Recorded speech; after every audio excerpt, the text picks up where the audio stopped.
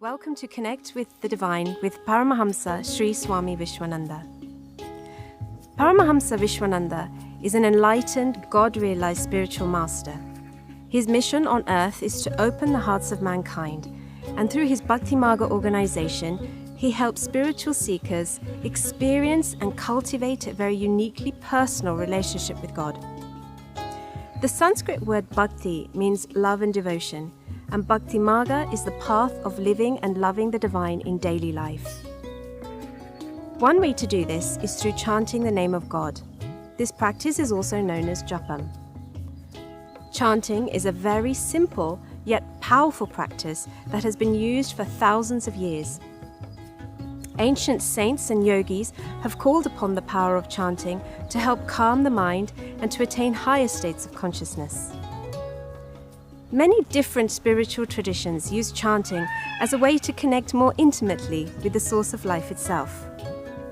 Chanting the Lord's name invokes His divine presence, and chanting with love helps you to realize Him within your own heart. You will notice that Paramahamsa Vishwananda is using a string of 108 prayer beads called a mala.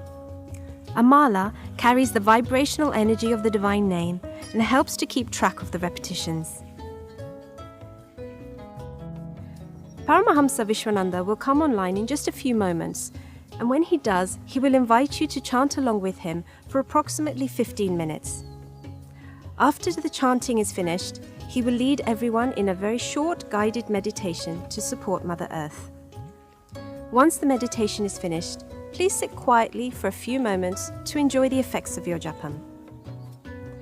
When Paramahamsa Vishwananda comes back online, he will give satsang by answering your spiritual questions and revealing timeless truths to help you rise above the challenges and fears of today's world. It is very rare to have such access to a living master, and it is even more special to have the opportunity to learn directly from him. We hope you enjoy your connection with the divine.